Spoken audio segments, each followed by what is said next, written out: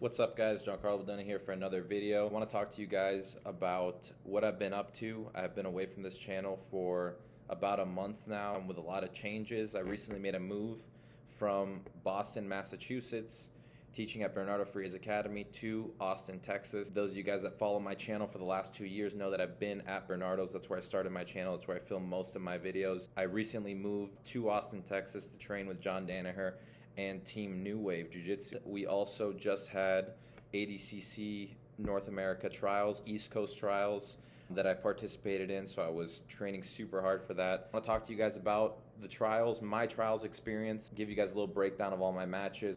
Coming off of a 6-match losing streak prior to going to the trials, a little bit about my mindset going into the trials, how I dealt with that. I want to thank you guys for helping me reach 3,000 subscribers. I've had this channel for 2 years now.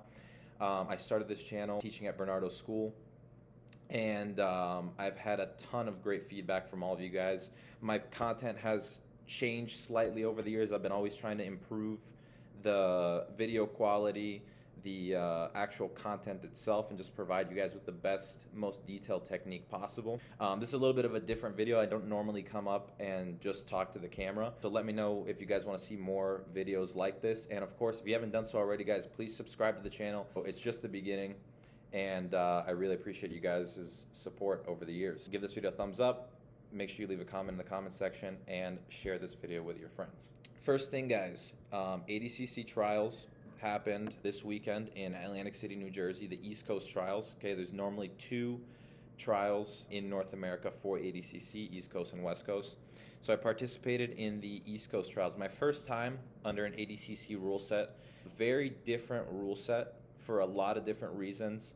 Things like takedown points, how to score takedowns. It's very, very difficult to actually establish takedown points. And essentially the way, one of the best ways to win ADCC is through takedowns and back takes, because it's so hard to actually establish takedown points in an ADCC rule set, that the back take really becomes king when it comes to scoring in ADCC, which is something that I have always kind of had a knack for. That was always part of my game, takedowns to back takes. But just what it takes to score a takedown ADCC, very different from other rule sets, particularly IBJJF. It's so much more of a difficult criteria to actually score takedowns. Things like half the match is no points, then half the match is points. ADCC trials are very short matches. They're only 6 minutes. So 3 minutes points, 3 minutes no points. And then there's an overtime, 3-minute overtime, if there's no score in the points period. So just the fact that the matches were shorter, and then there was a possibility of an overtime, things like the reset. If there's a scramble for position and you guys are scrimmaging to the first point, say somebody goes for a takedown, you guys go out of bounds, you guys can be in the crowd and the fight keeps going. Boundaries really don't mean much in an ADCC rule set. If you guys watched highlights from the trials, you'll see how many matches were going across 2 and 3 mats sometimes. They wouldn't stop the action because there was no actually established position. So there was a lot of differences in the rules, a lot of like little nuances. Pulling guard, you can pull within the first half of the regulation period. But after that, when points are valid, you get a negative point if you pull guard. And that changes in the finals. So the finals has a different criteria as well, because the matches are actually longer and you cannot pull guard for the entire match. You can, but you'll receive a negative. There's actually little kind of tricks where you can, or strategies to actually be able to play bottom position that I'm going to talk about in this video, because I had a match, my finals match, where I actually was able to pull guard legally without receiving a negative point, and that allowed me to win the match. I'm going to break down my matches kind of quickly here. We're not going to go over any tape or anything in this video, but I'll just talk to you guys about how the matches went. I'll talk to you guys about my mindset going into each of the matches a little bit, and some kind of strategic changes that I had to make both mid-tournament and mid-match to get the win. So I had 7 matches total this trials. I was in the 88 kilogram division, which was the second largest division of the entire tournament. This was the biggest trials in the history of ADCC. Over 800 people signed up. 155 people in my division. I believe it was the second largest after 77 kilograms. So super stacked division. There were guys like John Salter, who's a former ADCC Trials winner. We had the Hillbilly Hammer, Elder Cruz, a lot of super tough competitors, world champions, pan champions. I was the number 3 seed in my bracket, and I had 7 matches total for the weekend. 4 submission victories, 7 victories total, and I was able to win all my matches without going to overtime. So I was able to win them all within the regulation period. 6 of those matches were 6 minutes long, and the finals was obviously an 8-minute longer match. So let's talk a little bit about my opponents and kind of how I was able to win each of the matches. So my first 3 opponents, actually, I had no idea who they were, which doesn't really mean much, especially because ADCC is notorious for being one of those tournaments where guys kind of come out of nowhere and become superstars. They make their name at ADCC. It's a very common, you see over the years, guys like Marcelo Garcia, who was a trials silver medalist. He came in as an alternate, and he's one of the greatest ADCC champions of all time. You have guys like Craig Jones, who shows up at ADCC. Nobody's ever heard of this guy before, and he's a leg lock specialist, and he goes out and he's finishing like Leandro Lo, Murilo Santana, all these crazy guys, and he makes all these well-known guys and then makes a name for himself at ADCC. So it's not uncommon for no-name guys to become ADCC legends or champions. So you can't underestimate anybody, especially at ADCC, because it's notorious for that. So my first match, or my first 3, I didn't know who the guys were. First match, guy was named Logan Yachts. I believe he was out of Atos. I could be wrong about that, but I'm pretty sure he represented Atos. And so first match, it was kind of, I started off wrestling a little bit. I pulled guard in the no points period, so I wasn't penalized for pulling guard. I was actually able to reverse him and then get to top position in the no points period, those first 3 minutes, which didn't score anything. And then, he was able to eventually get to his feet, and we got to the points period where I couldn't pull anymore, and we were wrestling for most of that time. I was able to double leg him, put him down. I didn't establish takedown points because he was scrimmaging, trying to get to his feet. And in ADCC, even if he's in turtle position and you put him down, there's no point score. So you actually have to put him down on his butt in guard and hold him there for 3 seconds, or you have to have him a clean takedown, straight to side control, with 75% of his back on the floor for 3 seconds. So you can imagine how hard it is to actually hold somebody down to establish a takedown point. So like I said before, the back take is king. When guys are turning to avoid points, the back is always going to be there. There's always going to be some degree of back exposure. So that's basically how that match went. I hit that double leg in the regulation period. He turned. I sunk my hooks in. Power half Nelson with 1 hook in from the back. I turned him. I sunk in the rear naked choke. Time ran out, so I scored the 3 for the back take, but I didn't actually finish the submission. I had the choke locked in, but I wasn't able to actually finish it before the time ran out. So that was a points victory in my first match. And then I went on to the second round. One thing that was interesting about ADCC that was actually a little bit tough to deal with was the fact that there were so many competitors and so many matches, and the brackets actually didn't release until the morning, like right after the weigh-ins, basically. So there wasn't like designated times for any of the matches. So it was a little challenging to like warm up and stuff like that for each of my matches. I never knew when I was going to go up. You only knew when you were going to go up when your match was in the hole. So basically you were 2 matches out. And so in that aspect, it was a little bit challenging. I had a huge wait from my first match to my second match, like 2 or 3 hours in between. And then my second match, I went up against a guy, Maxim Cote. So this guy, I'm not sure what team he was in. Again, I didn't know who he was. But this match was actually cool for me because I actually got my first ever heel hook victory in competition. So that was the first time I ever submitted somebody in a tournament with a heel hook for multiple reasons. One, it was never a big part of my game because I came mainly from a gi background, and IBJJF didn't even allow heel hooks up until like last year in competition. So coming from primarily IBJJF and I never competing at an ADCC rule set, I had not a lot of opportunities to actually hit heel hooks, and I didn't really train them much up until the last basically year or two. So this was my first heel hook win, which I was pretty excited about. Third match, Michael Ferrante. Not sure what team he represented, but I was able to win that match by rear naked choke as well. I believe it was in the points period as well. So my fourth match, and this was a good one because this was a match that I had to make a adjustment to my game plan and to my strategy for this opponent specifically. So the guy was named James Brasco. I believe he represents Gracie Baja. He was, back when in the day, he was a high-level wrestler. So knowing that, I was gonna pull guard in the no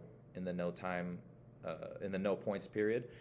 Not that I feel like I could have wrestled with him, but it just made more sense to pull guard and try to come up from bottom or submit him from bottom. Now, in his previous matches, all his matches went the distance, and all his matches kind of went the same way in the ones that I had seen, which was basically he played a very cagey game where it was difficult for the guy to score on him, and ultimately the guy that he was competing against would make a mistake because they found it so difficult to sweep, so difficult to get into positions, and he was very caging, staying on the outside. Just a typical kind of wrestling base where it's just hard to get points on him. Physically pretty strong as well.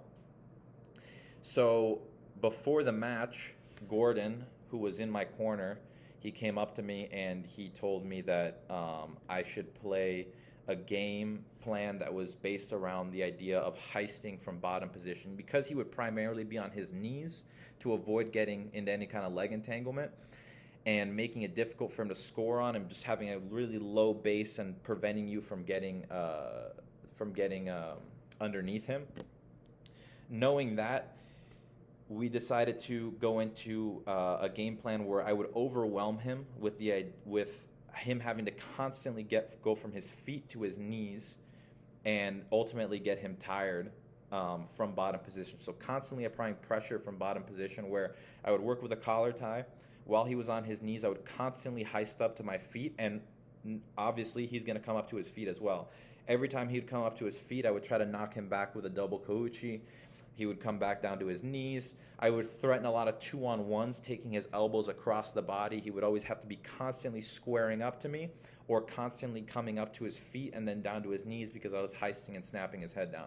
And ultimately, over the course of a couple of minutes, this exhausted him. And it was a super, super good game plan and that Gordon gave me.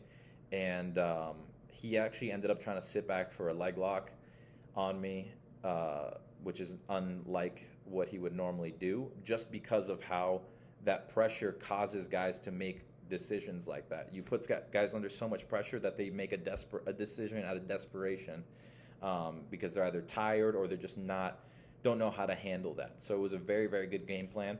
And he sat back on a leg. I was able to easily split the legs, back step into a pass, locked in a Kimura trap, and ultimately I went for his arm, and I was able to finish him with a straight arm lock. So that was my my eighth final. That was my fourth round match. Now we go into the quarterfinals. I fought a guy by the name of Ryan Aitken, who I've actually competed against 2 or 3 times in the gi at both purple and brown. He's at a 10th planet, and I've actually trained with him at Lucas Lepri's gym in Charlotte, North Carolina when I used to live there. So we knew each other's games a little bit, but this was our first time competing no-gi. I had been victorious in the other matches that we did in the gi and the lower belts, and so he obviously knew what to expect a little bit from me. I pulled in this match as well. I was able to reverse him in the no points period, so I didn't score for the reversal, but I came on top, which was ultimately my game plan, was to play top with him. So I was able to reverse him and just keep constant pressure from the top position. He was mainly looking for leg locks, okay, and I knew that. He actually accepted the reversal easily, sitting back for an Aoki lock. So he tried to sit back and get an Aoki lock, but I was able to turn my foot, come on top, split the legs, and then just constantly overwhelm him from mainly a knee cut leg position. I ended up passing his guard, establishing the pass, and that's how I won the match with a knee cut. But I just kept constant top pressure. I never really allowed him to get close to my legs. That's what he was looking for most of the time. And I was able to pin him in side control with the guard pass and win on points. I had a couple of Darce attempts that were not super close because I couldn't get it locked up as tight as I wanted to. He was doing a good job at defending, but I ultimately ended up winning that one on points, 3-0 for the guard pass in regulation. So my semifinal match was against a really popular guy nowadays, Jacob Couch, the Hillbilly Hammer. He's all over flow. He's been killing it in competition. Just won Nogi Worlds at brown belt in super heavy. The last Nogi Worlds prior to this year was 2019, and I had won that same division in 2019, brown belt super heavyweight. So essentially, he won the division that I had previously won, and so I know how tough it is to win a Nogi World, so I was not underestimating him. I had actually trained with him before, about a year ago, and I know he's super tough, and he comes from a really tough camp with Pedigo, submission fighting, Daisy Fresh. And I knew he was primarily a leg lock specialist, but he has other aspects to his game that he's pretty good at, like Darces and front headlocks and things like that. So I knew to be aware for certain things, but I thought going into the match that his primary game plan, or at least his highest chance of victory, would be to get into the legs. So being aware of that, I ended up pulling in the match. I reversed him in the no points period, and I think he was he accepted the reversal really easily. It was like maybe 20 to 30 seconds before the points were on, and he accepted the reversal easily. And I think the reason why he did that was because he, one, wanted to play legs anyways, and two, if I was to defend the legs, maybe he would be able to come on top and actually score for the reversal. So that just made sense as a strategy for him to accept the bottom position before points were on. Luckily, though, I was able to immediately get to a body lock, and that just completely shut down the entire leg lock game. And I just played a tight pressure passing game. I ended up getting a top head and arm from half guard. I was able to pummel a butterfly hook, pass straight to mount. He almost reversed me. We established. He turned, gave his back, and I was able to punch in the rear naked and get the submission in that match. And then the finals match was against a guy by the name of Elder Cruz, another guy super, super tough, just double golded about a month ago at Nogi Worlds. Very, very hard to do. Very good wrestling pedigree, heavy hands in standing position, very heavy hand fighting. And a really, really explosive opponent, very strong and explosive. He was able to hit a double on me, blast double. He set it up really, really well. I was caught reaching a little bit too much, and he was able to pop underneath, hit me with that double leg. Luckily, I had been practicing scrimmaging to my feet a lot for this tournament because of how hard it is to actually establish takedowns in ADCC. I had to know how to get back to my feet and avoid a score without exposing my back too much. So if you guys, and I'll actually break down this match in a later video, so you guys can see all those moments, and you guys can kind of understand the strategy that went into it. But he did hit a takedown on me. I wasn't. It didn't score anything because I was able to scrimmage and get back to my feet. And I actually shot a single on him. And now this is what I was talking about earlier in the video, which was how I had to make a mid-match adjustment to get to a good position and secure my win. So when I shot the single on him, I got elbow deep around his leg. And I knew that I could probably power up to my feet, cut an angle, suck the leg back in, and and go try to finish the takedown. Okay, the issue with that was, even though he was in a heavy sprawl, I still had my hands locked. I was still in a good position. It's a position that, even though he sprawled in, when I have my hands locked there, I feel pretty confident that I can get back to my feet and suck the leg back in. But because it's so hard to actually establish takedown points, and I knew he was a very explosive guy, and he had a wrestling background, there was always going to be that chance that I might have lost the leg, and then we had to start back from nothing. So to avoid that altogether, I fought for the leg long enough that I could legally sit to guard. So after 3 seconds in ADCC rules, in order to not get penalized, you have to be fighting for the takedown for 3 seconds. So I had my hand locked. I was trying to suck the leg in. He was sprawling. After 3 seconds, I actually counted to 5 in my head because I wanted to make sure that I surpassed the 3 seconds to risk not getting penalized. So I actually counted to 5 in my head. Once I got to 5, I pulled 2 half guard straight to an underhook. Okay, and we got to that dogfight position that he's actually a checkmat guy from Lucas Leite. So if you guys know Lucas Leite, he's actually known for that type of half guard. He calls it a coyote half guard. And when I got to that dogfight position, I was able to constantly shuck him forward as I was cutting that angle. So as I was scooting my hips out to get out to the side, his whole thing was to try to build height and slap on a whizzer, and I was able to shuck him forward to keep both his hands on the mat and give me the opportunity to pop up to my 2 feet and pop out the back door. Once I popped out the back door, he, being a good wrestler, to avoid the body lock, okay, he kept my hands separate, and he immediately pops to his feet. So when he did that, I was able to come behind, trip him from behind, and put him down to the floor. He landed, chest down. So that's when I was able to go seatbelt and ultimately scramble to his back and lock up a body triangle. And that's ultimately what won me the match. He ended up escaping the back control. I tried coming up for a mount. He came on top. We ended up in close guard. And that was, there was about a minute left, I think, at that point. And I was able to just stay offensive from bottom, looking for leg entries. And, he did a good job at defending the leg entries. But I pretty much had the match in the bag at that point. And I was able to secure the win and qualify for the 2022 ADCC. So that's basically kind of a brief breakdown of my matches. Like I said, I'll make a video later on so going over actual specific techniques and things like that, so you guys can take something from the matches. And there's specific moments that I actually do want to share with you guys in a later video. So that being said, guys,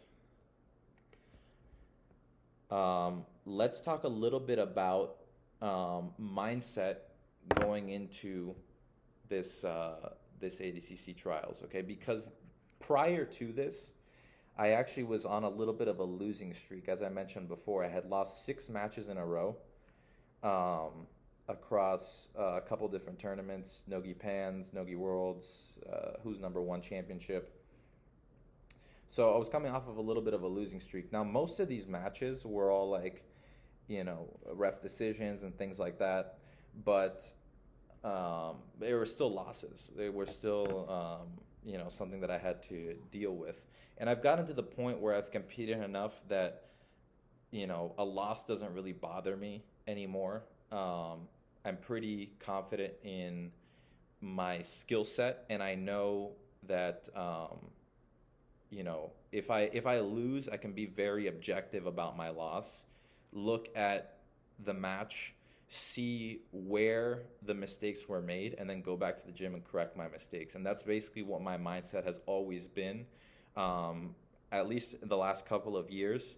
And it's made my tournament success a lot better and a lot more frequent. Okay, just having that approach post loss, so not really being overly hard on myself on a loss, but being very objective and immediately addressing mistakes that I made in the matches or even in preparation. Now, usually I'm training consistently throughout the year, and I just ramp up my training closer to a tournament to just build my conditioning and my strategy depending on the rule set. So my mindset going into this tournament was actually I was actually very confident. Even coming off 6 losses, I didn't even think about those losses. After the losses happened, for example, who's number one, one thing that I noticed that I was doing at who's number one that I was able to immediately go into the gym and address that issue was I had a lot of opportunities to hit reversals and to hit sweeps, and I just didn't heist and finish. I was winning 90% of the battle for the reversal, and the last 10% I wasn't able to finish. So immediately, if you watch my match with Wagner Rocha at Nogi Worlds, I basically had him off balance the entire match. He was constantly posting on a hand, and I just didn't come up and establish the sweep. An easy heist would have established the reversal. So things like that I was able to fix and address prior to or post loss and prior to the ADCC trials. Also, those last 3 weeks of the camp that I worked with John Danaher in Austin, Texas, were very crucial because their training is very ADCC focused, and strategies about scrimmaging and how to actually score and establish points in ADCC was very beneficial going into this trials. And just making those adjustments after these losses, I approached it very, very technically. It was something that I had to fix these technical mistakes or these technical opportunities that I wasn't capitalizing on in previous matches. So that was my mindset going in. I didn't lose and then think that I lost because the person was better than me. I just didn't take advantage of an opportunity, or I didn't utilize a technique that I should have, or I didn't know a technique that I could have used. And then I learned it, added it to my repertoire, and then was able to use that to secure, future wins, just like this ADCC trial. So I went from losing 6 in a row to winning 7 in a row, and qualifying for the biggest tournament in grappling, the biggest trials in ADCC history. And the way that I did that was post the losses, and this is something that I think you guys that like to compete could benefit from, is post-loss, try to take away the emotion of losing, how you feel immediately after a loss, and look at your match. Don't look at the match like you're looking at yourself, and just look at a match objectively and just look at the technique and look at what you can fix specifically, what specific moments in those matches you should have either capitalized on, or whatever mistake you made. Say you had your guard passed in a match, or maybe you got swept, and what did you do wrong in that match that caused that to happen? Okay, that's very, very important, to look at matches objectively and actually look at the technique, or even, for example, a strategy. Maybe you weren't being offensive enough or creating enough off balances from bottom position, or you were just allowing the person, if you were playing top position, you were allowing the person to control both your legs, so you didn't have a leg free that you could be able to move around with, and they were able to off balance and sweep you easier than they should have. Little things like that, when you look at a match and you're very objective about it. And I believe that there is a certain amount of mental that goes into tournaments. Like, you have to be mentally prepared. But at the same time, if you don't have the knowledge and the skill to actually go out there and do it, it doesn't matter how much you tell yourself that you're ready for this tournament. If you don't actually make the adjustments, it's going to be hard for you to actually go out there and perform on the day of the tournament. So I think that looking at matches with that perspective, where you're just looking at a match very strategically and very technically, and you try to take away the whole aura of the tournament and just think to yourself, you're doing jiu-jitsu, what do I need to fix in my jiu-jitsu to do better next time? Because ultimately it's just two people exchanging techniques. It doesn't matter who you're competing against. It's something that, you know, if you're going to a tournament, obviously you should be training every single day. It's something that you do every day. So put it in your mind, and this is something that I was able to address, you know, after years of competing. Just be comfortable with the idea that this is something that you do every day or 5 days a week or whatever it is for you. So most of your time is spent doing this. So why should it be any different in the tournament? Why should you change something specifically for the tournament day? Shut out the idea that there's cameras, that there's lights, that there's people watching you as much as possible, and just you know, treat it like you're doing jiu-jitsu, like you do every single day in the gym. Now, obviously, there are some differences to gym training and competition, because in the gym, day to day, you know, there's a whole no ego. You're there to refine skills. You're there to learn and acquire knowledge. And obviously, if you're in a tournament, you're not there in a tournament to acquire knowledge and refine skills. You're going there to use your skills and perform them to beat the person that they put in front of you and win. So has to be a little bit of a shift where you know, are more, I guess you could say, aggressive, more reluctant to accept bad positions because you don't want to get scored on. So there's a mental shift a little bit that has to happen in competition. The way that I treat it is just like in training, you would do an open round where you guys start from your feet, shake hands, and go. Or even if you don't start from your feet, if you start from your knees or whatever it is, you shake hands and you guys are going until the submission. Just treat it like that. You know, I do a lot of situational sparring in the gym, specific training from specific position to refine certain skills.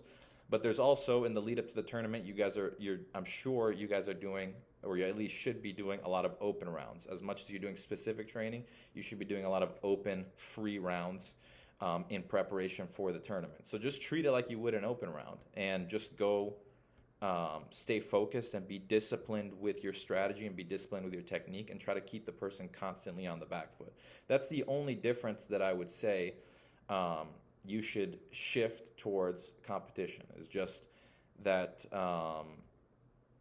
degree of, you know, will to win the round. That in training, a lot of times it's more skill acquisition, but you have to a certain degree, be trying to win. Okay, that level of competitiveness, and you should naturally have that if you are interested in competition. That's something that if you're interested in competing, you are obviously a competitive person and you want to win, so that shouldn't be an issue. But my whole thing is to take away the stuff that's outside of your control and take the actual bread and butter, the main aspect of this whole thing, which is the jiu-jitsu itself, and try to focus on that as much as possible for the tournament. So that's essentially how I dealt with those losses. I've had hard losses before.